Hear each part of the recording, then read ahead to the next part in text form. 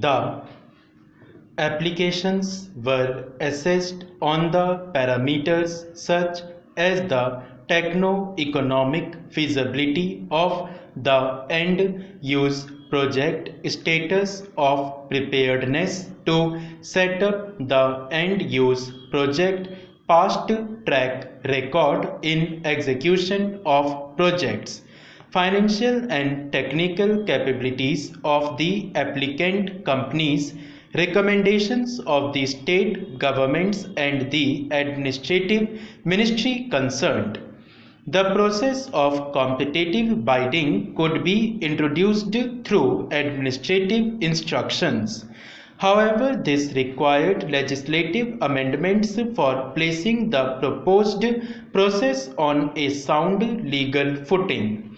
In a democracy, it was difficult to accept the notion that a decision of the government to seek legislative amendment to implement a change in policy should come for adverse audit scrutiny.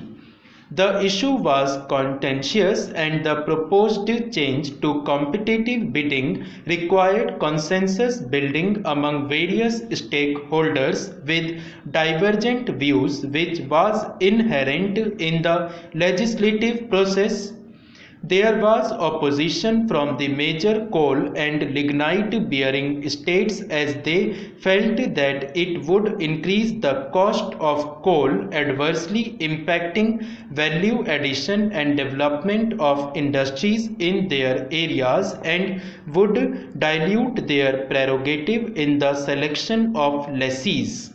The Coal Mines Nationalization Amendment Bill 2000 to facilitate commercial mining by private companies was pending in the Parliament for a long time owing to stiff opposition from the stakeholders despite the elaborate consultative process undertaken with all the stakeholders.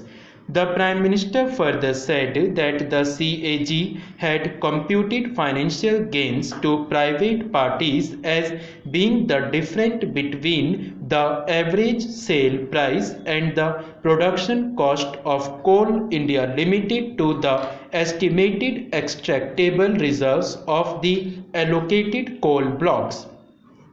Aggregating the purported financial gains to private parties merely on the basis of the average production cost and sale price of CIL could be highly misleading.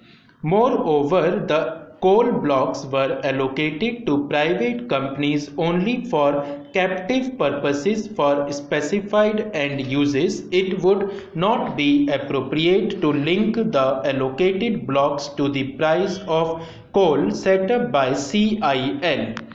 There were other important technical issues and other significant factors involved in the process which the CAG should have taken into account. The implicit suggestion of the CAG that the government should have circumvented the legislative process through administrative instructions over the registered objections of several state governments, including those ruled by opposition parties, if implemented, would have been undemocratic and contrary to the spirit of the functioning of our federal polity. The facts spoke for themselves and showed that the CAG's findings were flawed on multiple counts. Initiating the discussion, Shri Balbir Punj stated that the problem of Assam would adversely affect the security, unity and pride of the entire nation. He pointed out that deplorable conditions existed in the refugee camps, with even basic amenities being unavailable. He demanded that the affected people should not be asked to return to their villages until they felt secure. He further sought information on the date when the violence erupted and the date on which the state government requested the Ministry of Defence to send the army in order to tackle the situation. He said that the responsibility to maintain security in the states along the nation's borders was vested with the paramilitary forces such as CRPF, BSF, SSB, ITBP, but a huge number of personnel have left these organizations due to political interference in their functioning and shattering of their morale. Referring to the major agitation in Assam in the 70s, Sri Punj stated that following the agitation, two main demands were laid down to identifying all the Bangladeshi nationals in the country and to create a national register of citizens.